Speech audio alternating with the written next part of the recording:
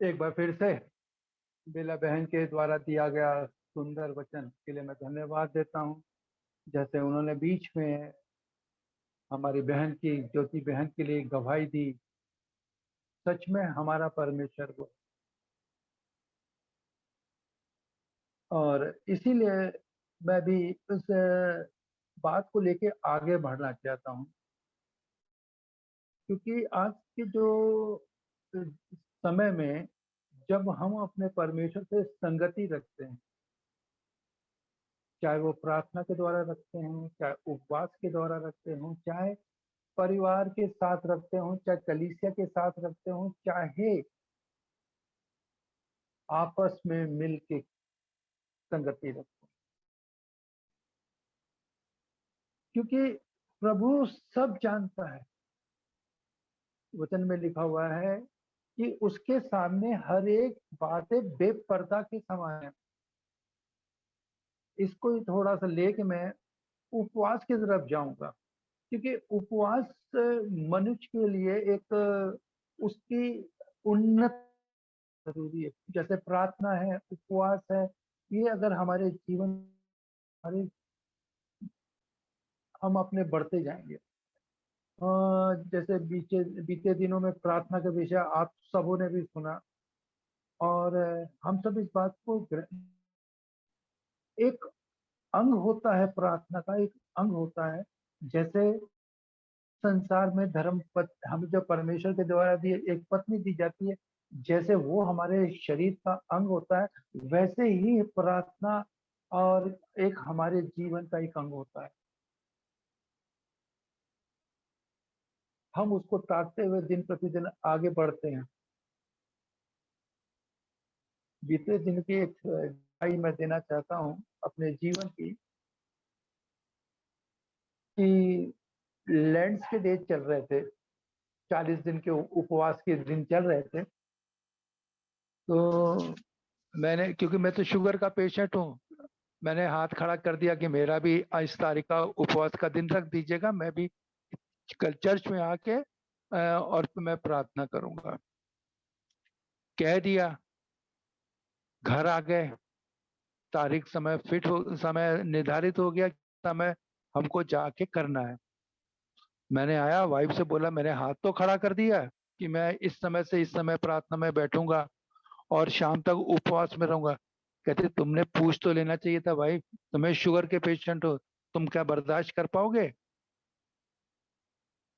तो कहती ठीक है, कोई बात नहीं, मीटिंग में, और अब तो जब मैं कहूंगी तब अपना तुम उपवास कोई लिक्विड से तोड़ देना, क्योंकि अगर तुम्हें शरीर में अगर तुम्हारी धीरे धीरे शुगर कम होगी तो बहुत कम हो जाएगी, इसलिए तोड़ देना। और वाकई सच बात है कि मेरे शुगर की लेवल बहुत जल्दी जल्दी गिरती है।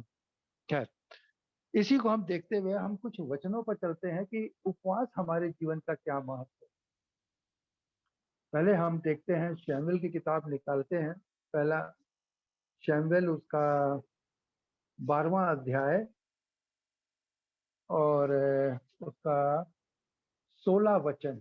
दूसरा शमूएल 12वां अध्याय और 16 आयत, जहां पर यूं लिखा हुआ है, और दाऊद उस लड़के के लिए परमेश्वर से विनती करने लगा और उपवास किया और भीतर रात भर भूमि पर पड़ा रहा। तो वाक्य को आप सब जानते हैं, और अभी हमारा यही अध्याय भी चल रहा है कि जो उसके द्वारा जो भी बातें हुई, पाप के द्वारा सारी बातें हुई, पर उसने सोचा कि मैं किस, क्योंकि परमेश्वर आगे पीछे लिखा हुआ है कि परमेश्वर को ये बात अच्छी नहीं लगी कि उसने हित्ती ऊरिया के साथ जो भी किया, जैसा भी किया, सब जानते, सब पढ़ने वाले हैं।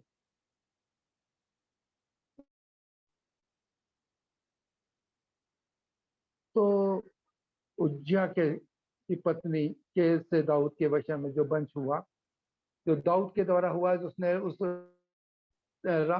उसको उसका सेनापति को मरवा दिया और जो भी किया, परमेश्वर को निभाया।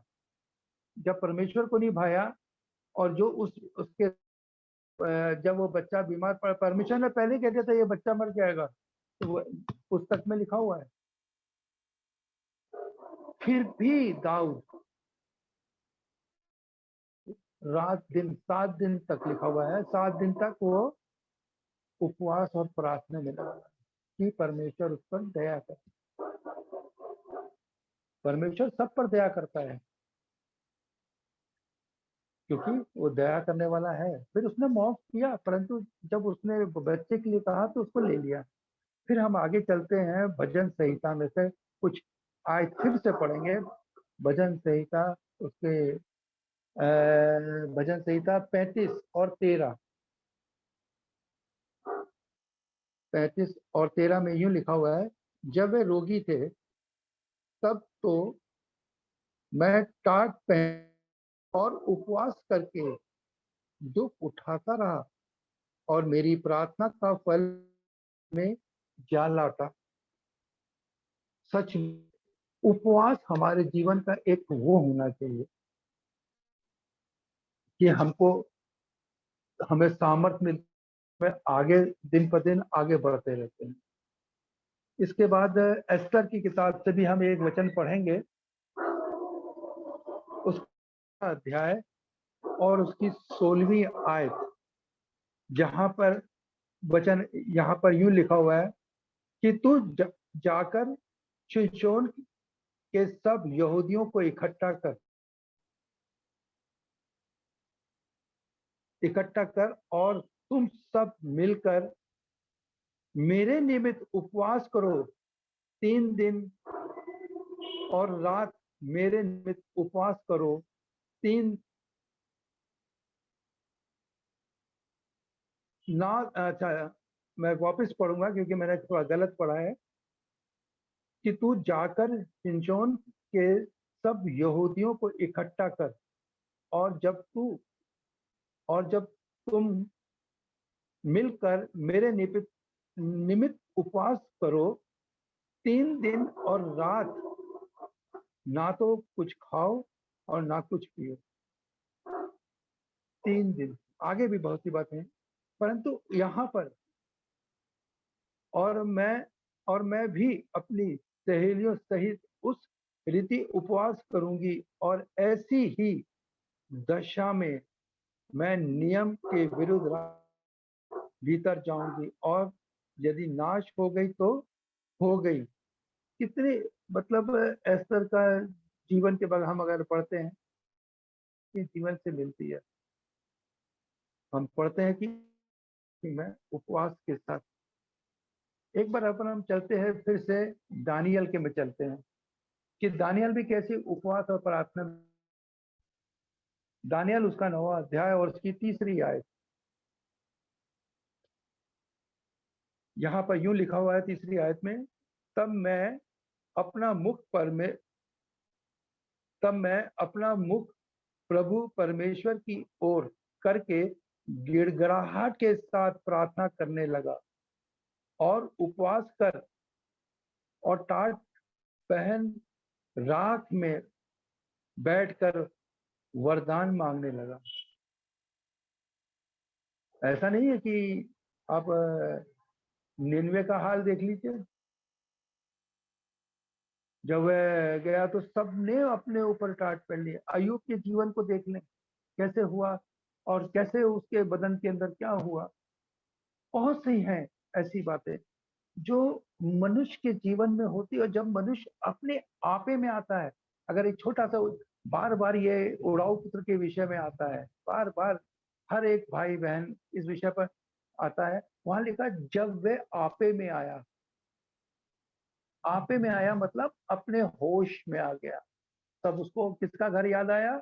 अपने पिता का घर याद आया। ऐसे ही हम भी अपने पिता के घर की तरफ बढ़ते चले जाएं। 2 वचन और पढ़ूंगा। दूसरा कुरिन्थियों उसका 11वां अध्याय और उसकी 27वीं आयत।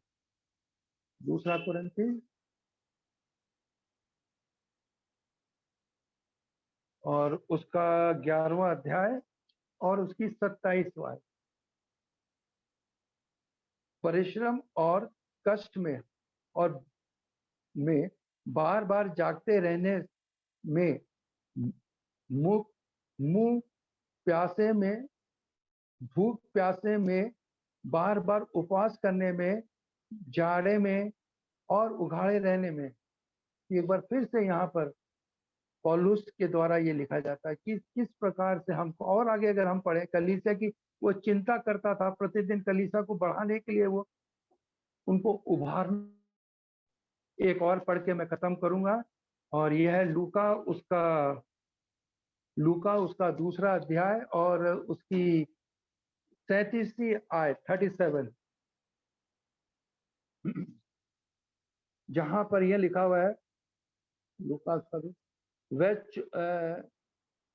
84 वर्ष की विधवा की थी और मंदिर को नहीं छोड़ती थी, पर उपवास और प्रार्थना करके रात दिन उपासना किया करती थी। हमारे जीवन में ऐसा है कि जैसे हम इस स्त्री को देखते हैं, तो कैसे वो उस राजा के पीछे हाथ धो के पड़ गई थी उपवास करके, आखिरकार उस राजा को हारना पड़ा उसके लिए, और उसकी सुनवाई हुई। सच में हमारा जीवन में उपवास, प्रार्थना और वचन का पढ़ना ऐसा गढ़ है, अगर इसको हम अपने जीवन में रखेंगे तो हमारा दिन प्रतिदिन आगे बढ़ेगा। संसार में रहेंगे परंतु संसार की बातों में नहीं, परंतु आत्मिक बातों से हमको दिन प्रतिदिन आगे बढ़ना है।